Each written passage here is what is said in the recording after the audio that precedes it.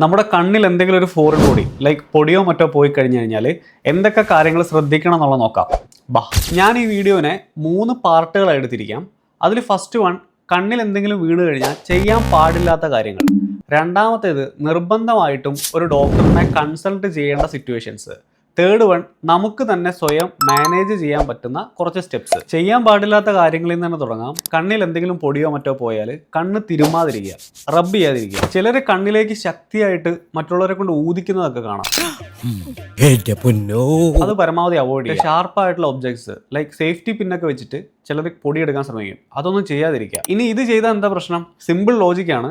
കണ്ണിലൊരു പൊടി വീഴുന്ന സമയത്ത് അത് സൂപ്പർഫിഷ്യൽ ആയിട്ടാണ് ഉള്ളതെങ്കിൽ നമ്മൾ ഊതുമ്പോഴും അതുപോലെ ഐ റബ്ബ് ചെയ്യുമ്പോഴല്ല ഇത് കൂടുതൽ ഡീപ്പിലേക്ക് പോകാനുള്ള സാധ്യതയുണ്ട്. കണ്ണ് തിരുമുന്ന സമയത്ത് ഈ പൊടി കോർണിയയുടെ മുകളിൽ ഒരഞ്ഞിട്ട് അവിടെ അബറേഷൻസ് അല്ലെങ്കിൽ കോർണിയയുടെ മുകളിൽ സ്ക്രാച്ചസ് വീഴാനുള്ള സാധ്യതയുണ്ട്. ഏതൊക്കെ സിറ്റുവേഷൻസിലാണ് നിർബന്ധമായിട്ടും ഡോക്ടറെ കാണേണ്ടത്? ഇത് 5 സിറ്റുവേഷൻസ് ഉണ്ട്.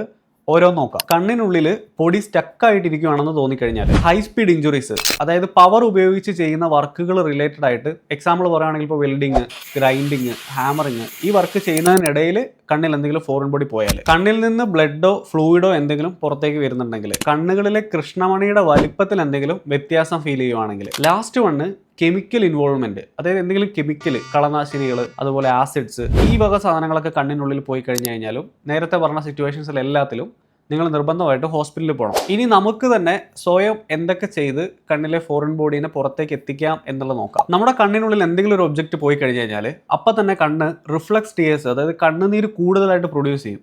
സോ നിങ്ങൾ നന്നായിട്ട് ബ്ലിങ്ക് ചെയ്യുക. കണ്ണ് നന്നായി അടച്ചു തുറക്കുമ്പോൾ ഈ കണ്ണുനീരിനൊപ്പം ഈ പൊടിയും വാഷ് ഔട്ട് ആയി പോകാനുള്ള സാധ്യതയുണ്ട്. സ്റ്റെറൈലായിട്ടുള്ള വാട്ടർ ഒക്കെ അവൈലബിൾ ആണെങ്കിൽ അത് ഉപയോഗിച്ചിട്ടും നന്നായിട്ട് കണ്ണ് വാഷ് ചെയ്യുക. അധികം ഉള്ളിലേക്ക് എത്താത്ത ഫോറിൻ ബോഡി ആണെങ്കിൽ ഒരു 90% നമ്മൾ കഴുകുമ്പോൾ തന്നെ അത് പുറത്തേക്ക് വരും. നിങ്ങളുടെ കയ്യിൽ എന്തെങ്കിലും മിറർ ഉണ്ടെങ്കിൽ നിങ്ങൾക്ക് തന്നെ സ്വയം സെൽഫ് എക്സാമിൻ ചെയ്ത് എല്ലാ ഡയറക്ഷനിലേക്ക് കണ്ണൊക്കെ ഒന്ന് മൂവ് ചെയ്ത് താഴ്ഭാഗവും മുകൾ ഭാഗവും ഒക്കെ നോക്കിയിട്ട് പൊടി കാണുവാണെങ്കിൽ സ്റ്റെറൈലായിട്ടുള്ള ബഡ്സ് ഉപയോഗിച്ചിട്ടോ നൂല് പിടിക്കാത്ത രീതിയിലുള്ള സോഫ്റ്റ് ആയിട്ടുള്ള ഒരു ക്ലോത്ത് വെച്ചിട്ട് ജസ്റ്റ് ഒന്ന് ടച്ച് ചെയ്ത് കഴിഞ്ഞാൽ ആ ഫോറിൻ ബോഡി കണ്ണിൽ നിന്ന് റിമൂവ് ആയി പോരും. നമ്മൾ കണ്ണിലേക്ക് എന്തെങ്കിലും ടച്ച് ചെയ്യുന്ന സമയത്ത് ആ വസ്തു നല്ല നീറ്റ് ആൻഡ് ക്ലീൻ ആയിരിക്കണം. കണ്ണിൽ നിന്ന് പൊടി എടുത്ത് കഴിഞ്ഞിട്ടും നിങ്ങൾക്ക് സ്റ്റിൽ ഒരു ഇറിറ്റേഷൻ ഫീൽ ചെയ്യുകയാണ്, അതുപോലെ ഒന്നിലധികം പൊടിയൊക്കെ കണ്ണിലേക്ക് പോയ പോലെ നിങ്ങൾക്ക് ഫീൽ ചെയ്യുകയാണെങ്കിൽ ഒരു ഹോസ്പിറ്റലിൽ കൺസൾട്ട് ചെയ്യുന്നത് ബെറ്ററാണ്. Okay, by.